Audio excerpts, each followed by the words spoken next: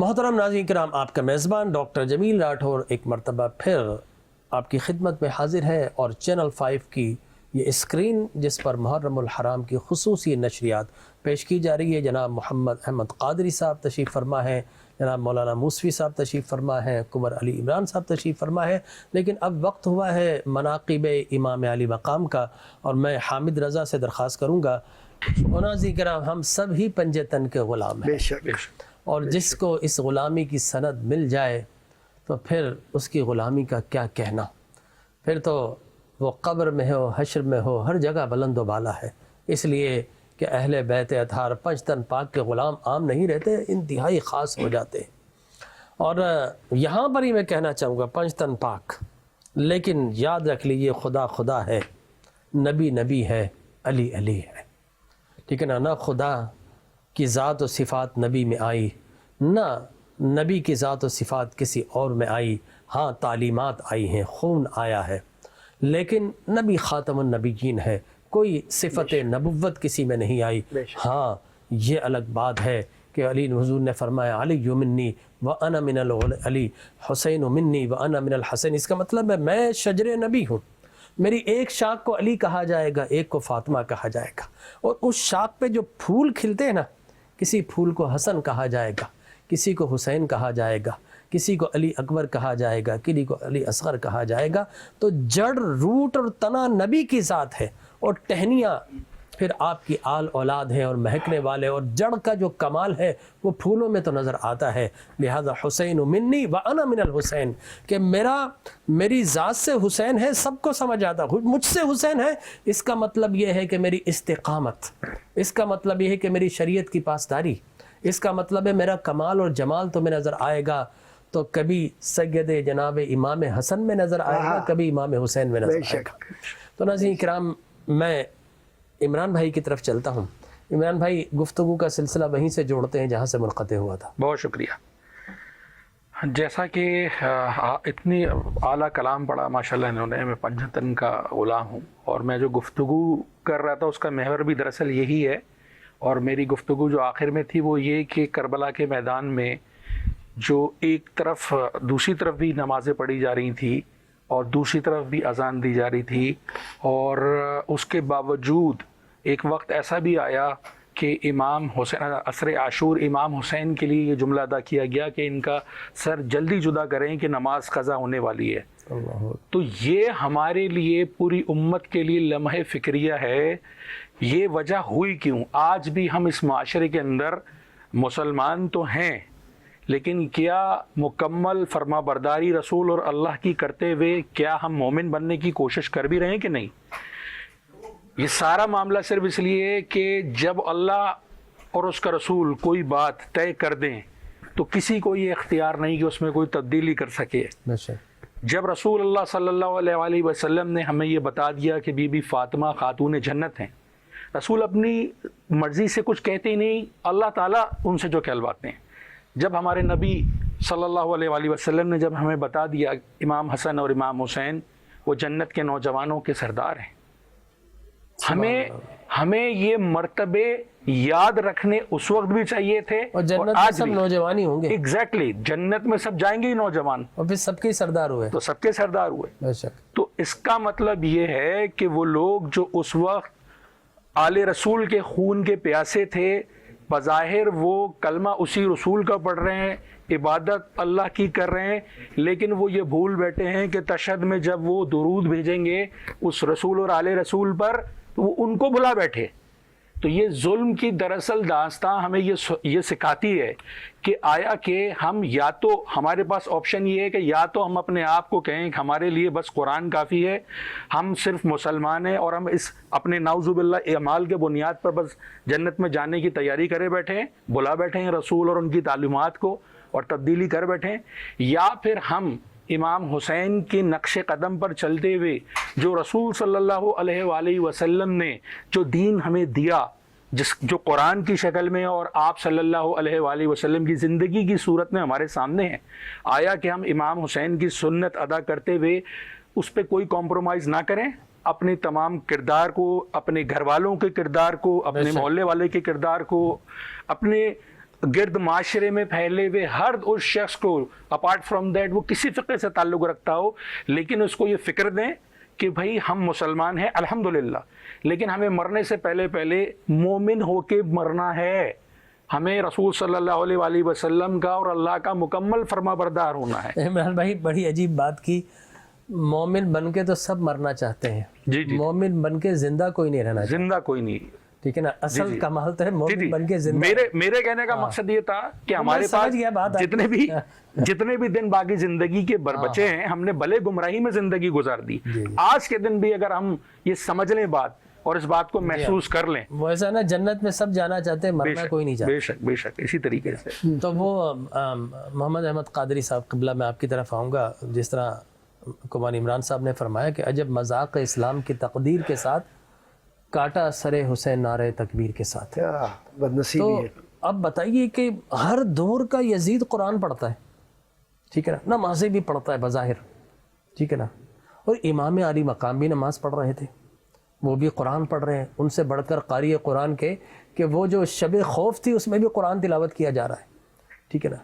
تو میں بتاؤں گا کہ آپ جس طرح عمران بھائی نے بتایا، اب اس کو مزید کھول کر بیان کریں کہ حق کہاں پر ہے، ٹھیک ہے نا، قرآن دونوں پڑھ رہے ہیں، اسلام کا نام دونوں لینے والے ہیں، ٹھیک ہے نا، نمازیں دونوں پڑھ رہے ہیں، اور بعض تو وہ تھے جو امام علی مقام کے پیچھے بھی نماز پڑھتے رہے، لیکن ان سب میں سے ایک ہی آیا واپس پلٹ کر، پھر وہ ہو رہی ہے، آزادی تو مل گئی تو مل گئی۔ میں چاہوں گا اس کو کھول کر بیان کیجئے کہ اب یہی تو کنفیوژن ہے۔ میں شروع میں یہ بتا رہا ہوں، امام علی مقام نے قربانی دے کر اسی کنفیوژن کو تو دور کیا ہے کہ کسی کی قرات پہ دھوکہ مت کھا جانا، کسی کی نماز پہ دھوکہ مت کھا جانا، تلاوت پڑھنے پہ دھوکہ مت کھا جانا، وہ جو باؤنڈریز جو اسلام کی جو متعین کیے رسول اللہ نے، اور وہ جو مدینہ منورہ سے جو خلافت کے اصول متعین کیے، کیا اس اصول کے اوپر قرآن پڑھنے والا موجود ہے یا نہیں، نماز پڑھنے والا موجود ہے یا نہیں ہے؟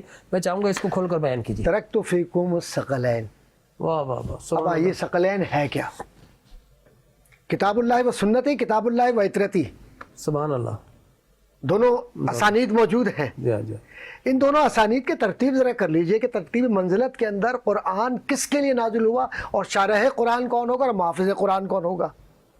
بے شک آپ کو یقیناً ماشاءاللہ آپ کا مطالعہ بہت وسیع، اور ہمارے بہن بھائیوں کا بھی، حذیفہ بن یمان رضی اللہ تعالیٰ عنہ کا اسم گرامی سب کو یاد ہوگا، جیسے رازدار نبی، سبحان اللہ۔ کیوں ہے رازدار نبی؟ کیونکہ حضور اکرم صلی اللہ علیہ وسلم یہ واحد صحابی ہے جن کو اپنی قربت میں رکھ کر یہ بتلایا ہے کہ یہ منافق، یہ منافق، یہ منافق، یہ منافق، اور رازدار ایسے کہ حضرت عمر ابن خطاب نے اللہ پوری کوشش کی کہ کسی طریقے سے آپ مجھے کسی نہ کسی کہا، نہیں یہ میرے سرکار کا راز ہے سبحان اللہ، جو میں کسی اعتبار سے دوں گا نہیں، سبحان اللہ، کیونکہ جب مجھ پر اعتبار کیا نبی نے، تو اب نبی کا یہ غلام مرتے مر جائے گا، لیکن کبھی بتلائے گا نہیں کسی کو کہ منافق کون ہے۔ تو کہا عبداللہ ابن عمر سے کہ جاؤ جا کر دیکھو فلاں جگہ نماز جنازہ ہو رہی ہے، حضور اکرم صلی اللہ علیہ وسلم کے یہ صحابی ہیں، اور کون صحابی کہ صحابی کا نجوم بأیہم اقتدیتم اہتدیتم کی مثال ہے، بے شک، ٹھیک ہے۔ اب جا کر جب وہاں دیکھتے ہیں تو حذیفہ بن یمان نماز پڑھ رہے ہیں، تو کہا اچھا میں بھی پڑھ لوں گا، مطابعت ہے۔ صحابہ کو یہ معلوم تھا کہ یہ منافق کون ہے۔ اصل میں اسلام کی جنگ کفار و مشرکین سے تو تھی، لیکن منافقین سے تھی۔ بے شک، تو یہ یزید اور اس کے سارے حواری، یہ منافقین کا وہ ٹولہ ہے کہ جس کو سرور کشور رسالت کے گھرانے نے سامنے کر کے یہ بتلا دیا کہ ان المنافقین فی الدرک الاسفل، اب اس کے بعد کچھ بھی نہیں ہے۔ سبحان اللہ۔ اور یہ بھی تو بتا دیجئے نا، اس پر رضا نے ختم سخن اپنا کر دیا۔ یہ بھی تو بتا دیجئے نا کہ صحابہ کرام منافق اور مومن کی پہچان کس طرح؟ ہاں یہ بھی تو ہے۔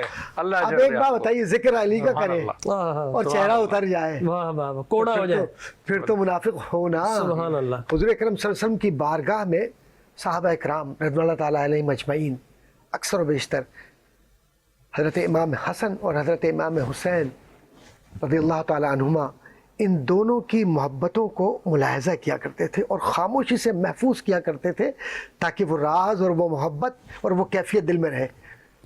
کہتے ہیں کہ हुजूर अकरम सल्लल्लाहु अलैहि वसल्लम ने 3 बार हल्कों में हुसैन को चूमा। हाय हाय हाय, कहा या रसूल अल्लाह सल्लम, ये हुसैन के सिर्फ गले को ही क्यों चूम रहे हैं? कहा ये गला दीन इस्लाम को बचाएगा। वाह, अल्लाह इस पर सुभान अल्लाह। जब मैं तो लफ्ज़ इस्तेमाल नहीं कर सकता कि जब जो कुछ भी जो कैफियत थी और जो कैफियत है, ये तो बड़ा सीना चाहिए और बड़ा दिल चाहिए कि बेहिस होकर वाक़ई करबला को कोई बयान करे। वाक़ई करबला कोई बयान करने वाला पैदा ही नहीं हुआ। बेशक। और आपसे एक बात अर्ज़ करता चलूँ कि इन मुनाफिकीन का सबसे बड़ा मसला ये है कि ये कुरान भी पढ़ते हैं, रुकू और सुजूद भी करते हैं, वाह, और इनके सामने ये भी मालूम है कि रसूल ने क्या क्या फरमाया है अहले बैत अतहार के लिए, लेकिन इन मुनाफिकीन के नसीबों में ख़तमल्लाहु अला क़ुलूबिहिम, इनके दिलों पर मोहर ऐसी लग गई है कि इन्हें वो नज़र नहीं आता कि हुसैन खेलते हुए अगर ये कह दें।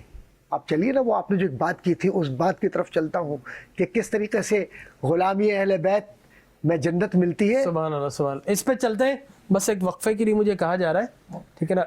और मुनाफिकीन की बात की तो हर दौर के एक मुनाफिक वो भी था, इनुल हुक्मु इल्ला लिल्लाह, कुरान नेज़ों पे रख के बोलते हैं अल्लाह का कुरान फैसला करेगा, लेकिन उनका मकसूद और मतलूब कुछ और था, ठीक है ना। तो मुनाफिकीन दरअसल दिखाते कुछ है, होते कुछ है। तो इमाम अली मकाम ने उन मुनाफिकीन को जैसे थे क़यामत तक के लिए वो पूरा सीन पूरी उम्मत को दिखा दिया। लिहाजा अब वो जो सलीमुल फितरत है, जो सही नसब और नस्ल से हैं, वो हुसैनी बनना चाहेंगे, और जिनका नसब और नस्ल अगर किसी वजह से बिगड़ गया है तो यकीनी तौर पर फिर अक़ीदा किस तरह सही हो सकता है। नाज़रीन करें वक्फ़ा, और हमारे इमरान भाई को कहीं जाना है, वो हमसे इजाज़त चाह रहे हैं, तो इंशाअल्लाह उनका शुक्रिया अदा करते हैं। आप तशरीफ़ लाए हमारी बस में, चैनल 5 को आपने रिगार्ड किया, आपने ऑनर दिया, और इमाम अली मकाम की ज़ाते बाबरकात पर गुफ्तगू करके आपने अपने नाम अमाल में बहुत सारा अजर जमा किया। अल्लाह तबारक व तआला हम सबको ज़ख़ीरा अजर जमा करने की तौफ़ीक़ अता फ़रमाए। एक वक्फ़े के बाद फिर इंशाअल्लाह हाज़िर खिदमत होते हैं।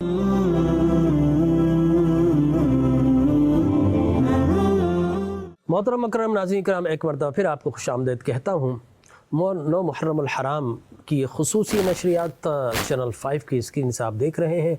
जय्यद मुमताज़ अफ़ाज़िल उलमाए किराम और हमारे दरमियान अहले इक़्तिदार भी तशरीफ़ फ़रमा है, अहले सियासत भी तशरीफ़ फ़रमा है। आमिर सिद्दीकी साहब, आपसे मेरा सवाल था और मैंने एक सवाल छोड़ा था, अगर आप उसकी वजाहत फरमा दें कि MQM का ये तरीक़ रहा है कि हर दौर में उन्होंने फ़िरक़ा वारियत के जलते हुए शोलों को बुझाने की कोशिश की, तो आज के दौर में आपका क्या रोल है?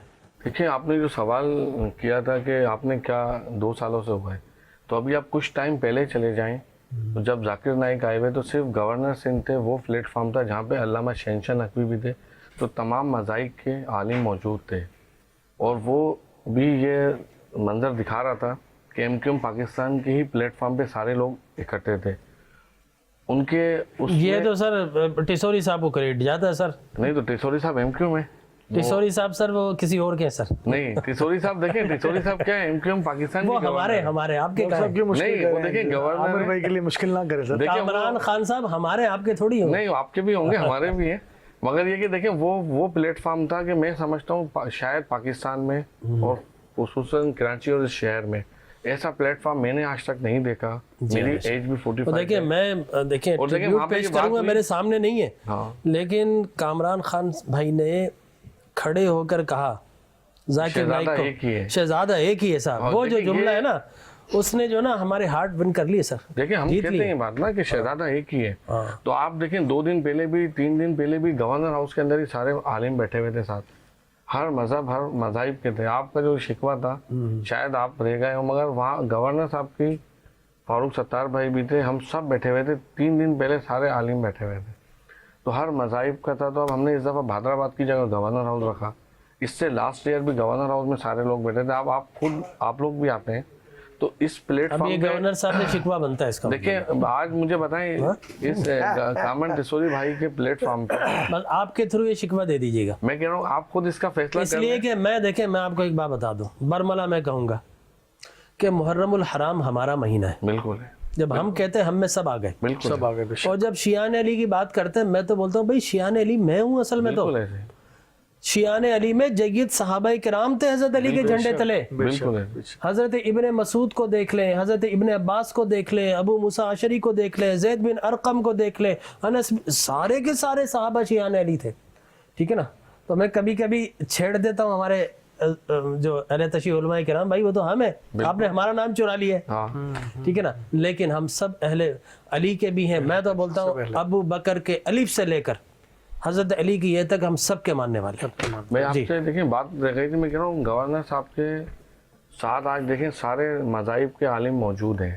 آپ خود جاتے ہیں, آپ فالو بھی کر رہے ہیں. گورنر کے ساتھ تو ہوتے ہی سر, نہیں وہ ایک پلیٹ فارم ہے نا, جو بھی گورنر آ جائے سر. نہیں اب جو بھی مزہ یہ گورنر ہمارے ساتھ ہو. نہیں دیکھیں اس سے پہلے بھی گورنر 3 سال کوئی اور تھا, تو وہاں پہ کس کو دیکھا آپ نے. دیکھیں آج واحد پلیٹ فارم ہے MQM کا کہ جہاں پہ ہر بندہ متفق ہے.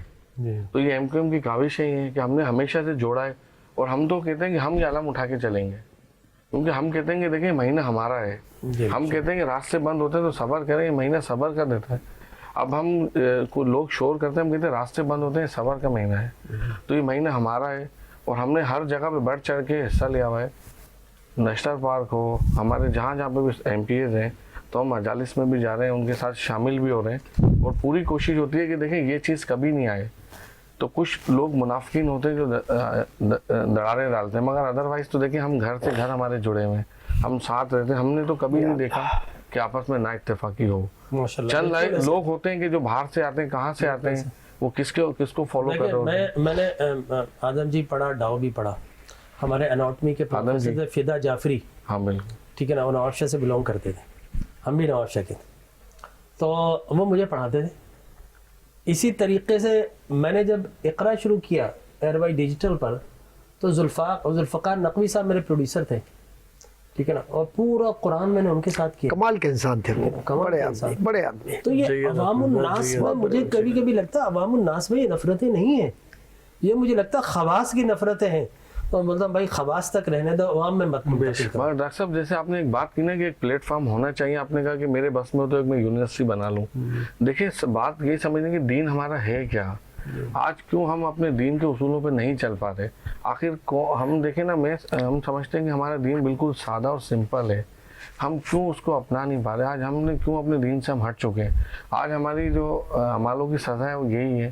آپ نے بہت ساری چیزوں کا ذکر کیا کہ ہم نے اپنے دین کو چھوڑ بیٹھے.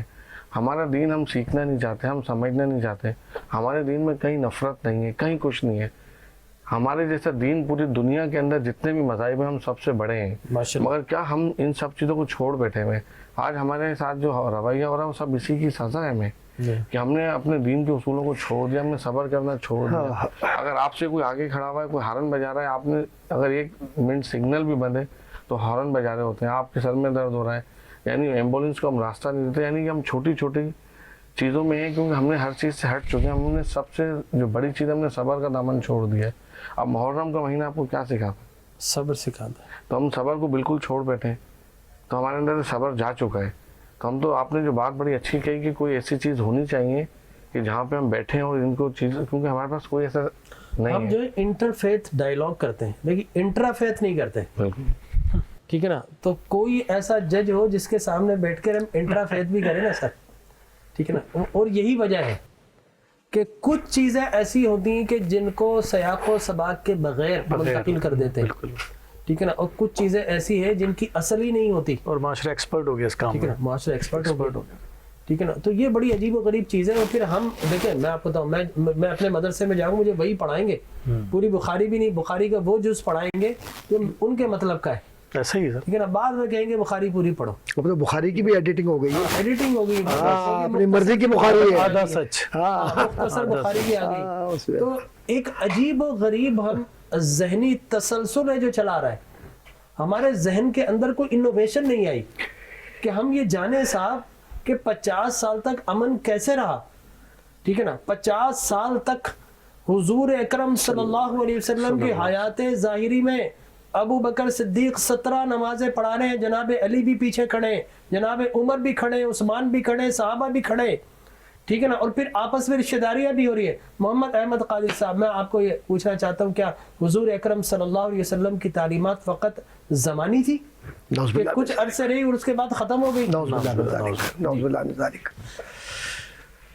فَإِن تَنَازَعْتُمْ فِي شَيْءٍ فَرُدُّوهُ إِلَى اللَّهِ وَرَسُولِهِ. قرآن کریم ہے نا. بے شک. ترجمہ اپنے بہن بھائیوں کے لیے کہ اگر کسی بات میں تمہارا تنازع ہو، اختلاف رائے ہو، تو اسے اللہ اور اس کے رسول صلی اللہ علیہ وآلہ وسلم کی طرف لوٹا دو.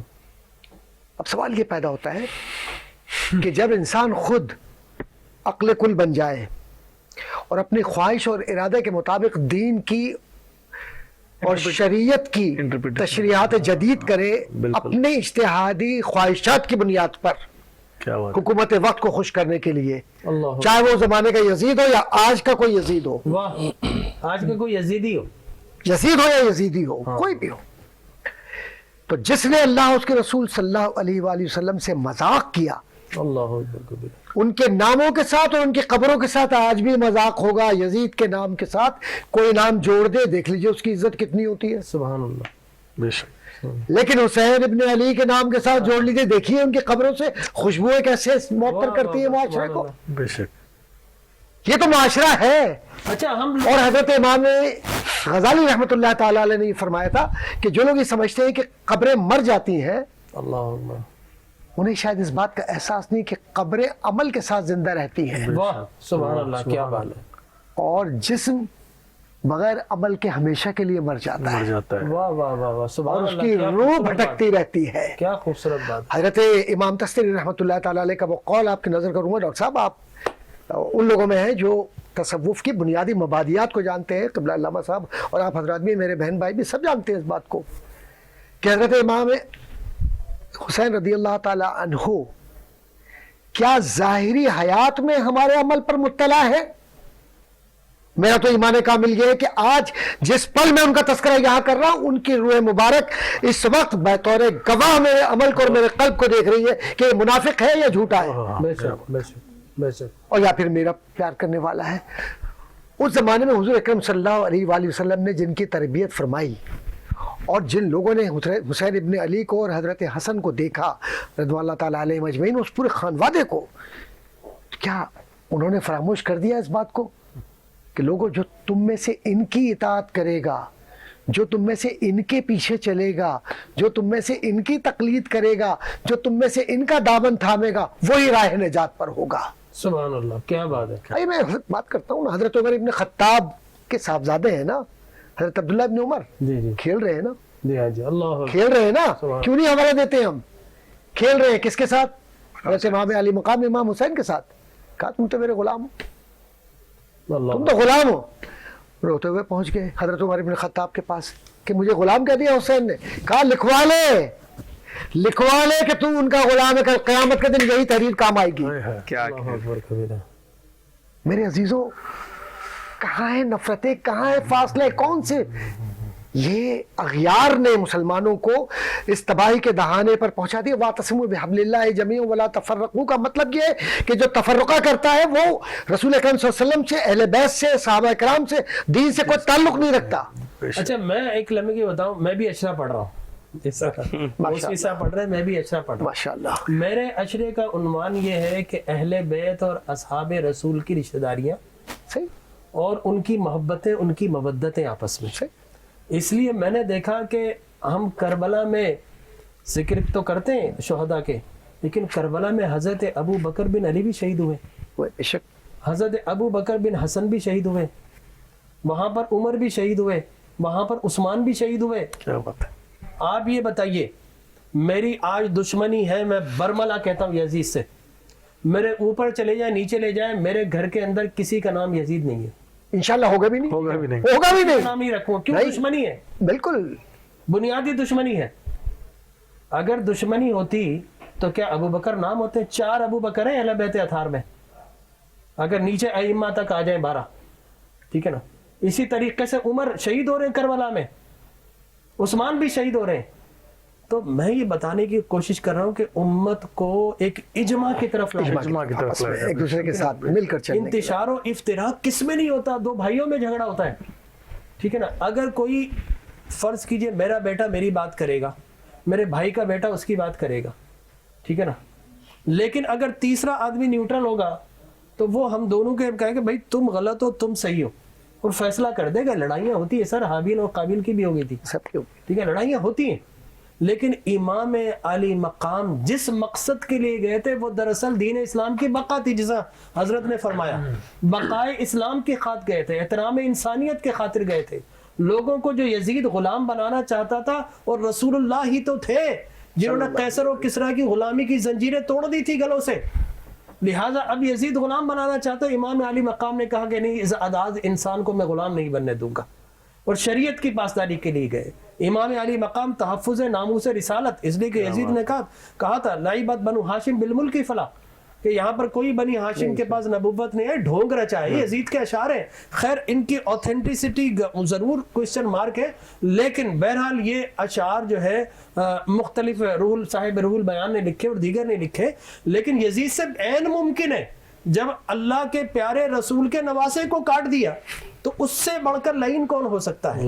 تو یہ ساری چیزیں ہمارے پیش نظر ہیں, لیکن میں یہ سمجھتا ہوں کہ آج محراب و منبر سے درس اگر ہم اجتماعی دیکھیں, ابھی ایران کا مسئلہ ہوا, سارا اہل تسنن ایران کے ساتھ تھا بالکل, اور میں نے ایک میٹنگ میں علماء اہل تشیع سے کہا کہ دیکھیے یہ جو کیفیت ہے نا, جو ایک اتحاد کی بنی, اس کو ضائع مت ہونے دیجیے, یہ کل بھی ہمارے کام آئے گی, اس لیے کہ ہم ہو ہی نہیں سکتا. جس طرح ثاقب رضا مصطفی نے کہا کہ جناب ہمارے بڑے عالم دین ہیں, انہوں نے کہا کہ بھائی اگر ایران شیعہ ہے تو پھر کیا نتن یاہو سنی ہے, ٹھیک ہے نا, یہ ان کے الفاظ آج بھی گونج رہے ہیں. تو پورا اہل تسنن ایران کے ساتھ کھڑا تھا اصولوں کی بنیاد پر, ایک کلمے کی بنیاد پر. لہذا میں سمجھتا ہوں کہ اس کلمے کی بنیاد پر امت کو توڑنا نہیں چاہیے, جوڑنا چاہیے. اقبال صاحب آپ بتائیے کہ آپ جوڑنے کا کیا کام کر رہے ہیں؟ دیکھیں ڈاکٹر صاحب, بڑی زبردست گفتگو آپ نے کی. یہاں سمجھنا پڑے گا قیادت کا بڑا میں سمجھتا ہوں فقدان ہے. آپ نے ممبر کا ذکر کیا, یقیناً تمام جو مکتبہ فکر کے علماء حضرات ہیں جو ممبرز پر موجود ہیں, ان کے اوپر ایک بھاری ذمہ داری بھی عائد ہوتی ہے. ہم کیوں کر فقہ کی طرف لوگوں کو تقسیم کرتے ہیں, ہمیں خود بھی اس پہ ایوائڈ کرنا چاہیے. میں جب پاکستان پیپلز پارٹی کے ورکر کی حیثیت سے شہید ذوالفقار علی بھٹو کو دیکھتا ہوں تو ختم نبوت کا بل ضرور یاد آ جاتا ہے. کیا بات ہے. تو وہ ایک واحد لمحہ تھا ہمارے ملک میں جب پاکستان کے تمام مکتبہ فکر کے علماء, تمام سیاستدان, چاہے وہ کسی بھی سیاسی جماعت سے ہو, چاہے وہ چھوٹی داڑھی والے ہوں یا بڑی داڑھی والے ہوں, چاہے وہ پینٹ کوٹ والے ہوں یا شلوار قمیض والے ہوں, وہ سب اس پر متفق تھے. وہ کارنامہ شہید ذوالفقار علی بھٹو کا تھا. اب آ جائیں, میں آپ کو بتاؤں, وہ جو ریزولوشن موو کی تھی نا, وہ قائد اہل سنت علامہ Shah Ahmad Noorani Siddiqui was the first mover of that resolution. Allah تعالیٰ ان کو غریق رحمت کرے. یقیناً جو بھی اس میں شامل تھے اس کارنامے میں, میں سمجھتا ہوں کہ وہ سب جنتی لوگ ہمارا ایمان ہے, جنہوں نے اس ملک میں ختم نبوت کے بل پہ سائن کروانے میں اپنا کردار ادا کیا. کوئی گنجائش ہی نہیں, کوئی دو رائے نہیں اس بات کے لیے. اب میں شہید بینظیر بھٹو کا ذکر کروں گا. وہ اپنی پولیٹیکل اسپیچ میں کیا کرتی تھی, ایک پولیٹیکل لیڈر کی بات کرنے لگا ہوں یہاں, کہ جب ہم کہتے ہیں جی اجتماعی بات کریں تو وہ کیسے ہوگی. بینظیر بھٹو اپنی گفتگو شروع کرتی تھی, سب سے پہلے نعرہ لگاتی تھی نعرہ تکبیر, آپ اٹھا لیں ان کی ساری اسپیچز. دوسرا نعرہ لگاتی تھی نعرہ رسالت, تیسرا لگاتی تھی نعرہ حیدری. یہ ایک ویژن ہوتا ہے, ایک ویژنری جو لیڈر ہوتا ہے اس کے اندر یہ صلاحیت ہوتی ہے, وہ کیسے ایک پولیٹیکل لیڈر جو ہے تمام مکتبہ فکر کو ساتھ لے کر چلنے کی صلاحیت رکھتا ہے. اگر ہم دیکھیں صدر آصف علی زرداری پہلی بار اس ملک کے جب صدر بنے تو ایران کے ساتھ ہم نے گیس پائپ لائن کا منصوبہ آصف علی زرداری کا کارنامہ تھا. لیکن ہوا کیا یہ ضروری ہے کہ کوئی کسی اسلامی ملک پر حملہ کرے اور ہم متحد ہو جائیں؟ کیا یہ ضروری ہے ہندوستان ہمیں مارے تو ہم قوم بن جائیں؟ یہ کیوں کر ہم اس بات کا انتظار کرتے ہیں؟ میں یہ سمجھتا ہوں کہ ہمیں اس وقت کا انتظار نہیں کرنا چاہیے. ہمیں اس وقت کا فلسطین کے ساتھ جو کچھ بھی ہو رہا ہے, میں قطعی طور پر مجھے تکلیف ہوتی ہے. ایک سیاسی تقریر میں نے کہا کہ کچھ سیاسی جماعتیں چندہ مانگنے نکلتی ہیں, جب ایران پر حملہ ہوتا ہے تو وہی سیاسی جماعتیں خاموش ہو جاتی ہیں. تو یہ کیا کہیں گے اس کو آپ, کیا اس میں ڈیفرنشیٹ کیسے کریں گے آپ؟ زیادہ چلے گئے, ٹھیک ہے, مجھے یہ بتائیے. تو بات اجتماع کی ہو رہی ہے, تمام سیاسی جماعت. ایک کوشچن میں آپ کو دینا چاہ رہا ہوں. سندھ گورنمنٹ کی آپ نے بات کی, اچھے کام کر رہے ہیں اس میں, آپ نے روکا مجھے ڈاکٹر صاحب. نہیں, میں صرف ایک سوال پٹ کر رہا ہوں اس کے اندر, کہ دیکھیے پنجاب کے اندر قرآن بورڈ بنا, اس کے اندر کوئی کتاب, کوئی چیز اس میں نازیبہ, کوئی تقریر, کوئی تحریر اگر ہو تو پھر وہ اسے باقاعدہ کانسٹیٹیوشن بنا کر اور ایک قرآن بورڈ پھر فیصلہ کرتا ہے جس میں سارے مکاتب فکر تھے. ہم نے بڑی کوشش کی کہ یہاں پر بھی قرآن بورڈ بنے اور اسمبلی میں آئے بھی. تو میں آپ سے درخواست کروں گا کہ خیر کا کام ہو تو اس میں جس طرح لیڈ کیا خطبہ نبوت میں ذوالفقار علی بھٹو صاحب نے, اور جس طرح آپ نے شہید محترمہ کا ذکر کیا, تو یہ یہ جو کنٹینیویشن ہے یہ ہونی چاہیے, تسلسل دو رائے نہیں ہے. یہ کہیں نہ کہیں ڈاکٹر صاحب مجھے یہ فیل ہوتا ہے کہ کوارڈینیشن کی کمی ہے, ایک گیپ تو آیا ہے. بے نظیر بھٹو کی شہادت کے بعد میں ود ان دا پارٹی بھی یہ بات کرتا ہوں کہ کہیں نہ کہیں دیکھیں اس ملک کی بقا اسی بات میں ہے کہ تمام زبان بولنے والے لوگ, تمام مکتب فکر کے لوگ ایک پیج پر, ایک پلیٹ فارم پر جمع ہوں, اور جہاں پر ہمیں دین اسلام کی بات ہے, جہاں اس ملک کی بات ہے, اختلاف رائے کو ایک طرف رکھیں جیسا کہ ابھی کیا ہندوستان نے ہمارے ساتھ. لیکن یہاں بھی ظاہر کچھ ناقابل اندیش لوگ تھے, انہوں نے اپنی گفتگو کی, ہم ان کی یہاں بات نہیں کریں گے. لیکن جو اس ملک کے ہمدرد تھے, جو اس ملک کے سلامتی بقا کی بات کرتے تھے, اس کے لیے دعا کے لیے ہاتھ اٹھاتے تھے, وہ تمام پاکستان کی مسلح افواج کے ساتھ تھے. قطع نظر اس بات کے کہ پاکستان پیپلز پارٹی اور پاکستان کی اسٹیبلشمنٹ کے درمیان ہمیشہ سے ایک ٹکراؤ رہا ہے. کہ محرم الحرام میں آپ کے معمولات کیا ہیں؟ دیکھیں ہم اس وقت تمام جو ہمارے شیعہ تنظیمیں ہیں, این جی اوز ہیں, میں اپنے ضلع کی بات کروں, میں اس وقت ڈسٹرکٹ ایسٹ کا پریزیڈنٹ بھی ہوں. تمام سنی تنظیمیں بھی ہیں, بالکل سنی تنظیمیں بھی ہیں سر, کیونکہ ابھی یہ جو ایام ہے اس میں جیسے پہلے کہا کہ کون سی اہل سنت کی مسجد میں ہے جس میں 10 روزہ فضائل مناقب امام علی مقام نہیں پڑھے جاتے؟ سب جگہ پڑھے جاتے ہیں. ایک مسجد اہل سنت کی بات کر, ہاں پڑھے جاتے ہیں, بالکل, اس میں کوئی دو رائے نہیں ہے. لیکن کیونکہ جلوس, اجتماع, مجالس, ان کی سیکیورٹی اس لیے بھی ضروری ہے. جو پاکستان کا دشمن ہے وہ دیکھیں سافٹ ٹارگٹ تلاش کرتا ہے. معاملات آپ کے ذاتی پوچھ رہا ہوں, میں ذاتی معاملات یہ ہیں کہ ہم جو ہے تمام جو ہے اس وقت مساجد اور امام بارگاہ جو ہمارے نوٹسز میں ہیں, ہم وہاں ان سے رابطے میں رہتے ہیں, ان کی سیکیورٹی کے حوالے سے جو ان کے تحفظات ہوتے ہیں ان کو دور کرنے کی کوشش کرتے ہیں, اور بہت ساری جگہ پہ ان کے ٹریفک کے حوالے سے, سیوریج کے حوالے سے, پانی کے حوالے سے بھی ایشوز ہوتے ہیں. یقیناً اس وقت بارشوں کا موسم بھی ہے, تو کہیں نہ کہیں ابھی جو جلوس روانہ ہوں گے وہاں بھی ان کے راستوں کی صفائی ستھرائی اور اس حوالے سے انتظامی امور کے حوالے سے ہم سارے انتظامات جو ہیں تمام جو منتظمین ہیں ان سے رابطے میں رہ کر, اور جو کنسرن ڈپارٹمنٹ ہے ان کے ساتھ کوارڈینیشن کر چاہے سیکیورٹی کے حوالے سے ہو, صفائی ستھرائی کے حوالے سے ہو, سیوریج کے مسائل, سڑک کے مسائل, یہ سارے وہ چیزیں ہیں جن کے بیچ میں ہم پل کا کردار ادا کرتے ہیں اور پوری مدد کرنے کی کوشش کرتے ہیں. اگر میں کہوں کہ ہم 100% اس میں کامیاب ہوتے ہیں, شاید یہ بات غلط ہوگی, کہیں نہ کہیں تھوڑی بہت گنجائش رہ ضرور جاتی ہے. اچھا محترم ناظرین کرام, اب وقت ہوا ہے ایک مناقب امام علی مقام کو سننے کا. حامد رضا ہمارے درمیان موجود ہے, انشاءاللہ ان سے درخواست کریں گے کہ وہ امام علی مقام, خانواد رسول, آل رسول کے فضائل و مناقب اپنے انداز سے بیان کریں. کربلا ایک ایسا معرکہ ہے, بعض اوقات ہم ڈیورنگ محفل کوئی بات کرتے ہیں, چہرے پہ ہنسی آتی ہے, لیکن آپ بلیو کیجئے اسی وقت ایک ریفلیکشن آتا ہے دماغ سے, دل سے, کہ ان کی آنکھوں میں آنسو تھے, تم رو رہے ہو.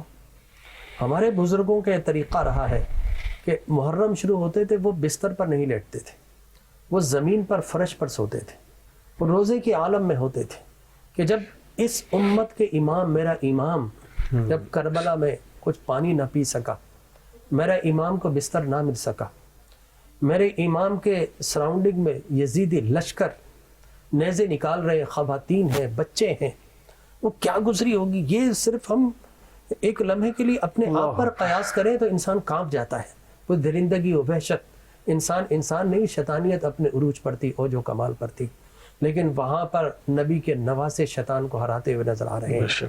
تو ناظرین کرام, یہ وہ کیفیات ہیں. بعض اوقات ہمیں لگتا ہے کہ ہم نے کوئی سیاسی گفتگو نہیں ہے.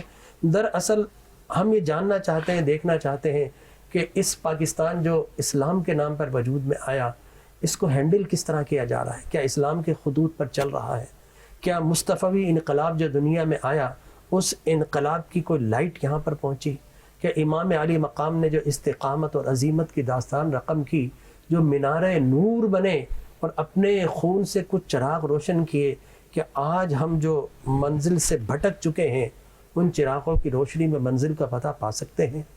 تو یہ محرم الحرام فقط میں سمجھتا ہوں کہ رسمی طور پر نہیں ہونا چاہیے. امام علی کا مقام سے محبت فقط زبانی نہیں ہونی چاہیے, بلکہ امام علی مقام کی شہادت کی جو مقصدیت تھی, جسے ہم فکر حسین کہتے ہیں, کیا ہم نے وہ فکر حسین اپنے بچوں کو اور خود کو سکھایا؟ یقین جانیے اگر فکر حسین ہم اپنا لیں تو پاکستان پوری دنیا میں ممتاز اور بلند مقام حاصل کر لے. پورے عالم دنیا کے اندر پاکستان سے بڑھ کر کوئی نہ ہو. اس لیے کہ حسینی فکر جو ہے نا وہ ہمیں نیچے نہیں، ہمیں پرواز دینے کے لیے، ہمیں اوپر اڑانے کے لیے ہے. امام عالی مقام نے ہمیں بتایا سر کٹوانے کا جذبہ نہ صحیح میرے ماننے والوں، ظالم کے سامنے کلمہ حق بلند کرنے کی تو تمہارے اندر حوصلہ ہونا چاہیے. تم کیسے حسینی ہو کہ گھر میں بیٹھ جاؤ؟ نہیں، امام عالی مقام کا پیغام عملی پیغام ہے. ہمیں عمل کے لیے نکلنا ہوگا، اظہار آزادی انسان کے لیے، ہیومن ایکسپریشن کے فریڈم کے لیے ہمیں نکلنا ہوگا. اور یقینی طور پر جب ہم نکلیں گے تو ہم حسینی کہلائیں گے. اور جب ہم یزیدی لشکر میں نظر آئیں اور کہیں کہ ہم حسینی ہیں تو پھر کوئی کہاں کا حسینی کہاں کا یزیدی. حسینی بننا ہے تو پورا بننا ہے، اور جب پورے بن جائیں گے تو انشاءاللہ پھر حسینی انقلاب نظر آئے گا. اسی گفتگو کے ساتھ اپنے میزبان ڈاکٹر جمیل راٹھور کو، اپنے مہمانان گرامی قدر پروفیسر محمد احمد قادری صاحب، اقبال سان صاحب، علامہ مولانا موسوی صاحب اور جناب محترم عامر صدیقی صاحب کے ساتھ اجازت دیجیے. حامد رضا تشریف فرما ہوئے، ان کے ساتھ اجازت دیجیے. انشاءاللہ شب عاشور اور یوم عاشور کے ساتھ کل انشاءاللہ پھر حاضر خدمت ہوں گے. اپنے میزبان ڈاکٹر جمیل راٹھور کو اجازت دیجیے. اللہ ہم سب کا نگہبان رہے. آمین. وآخر دعوانا الحمدللہ رب العالمین.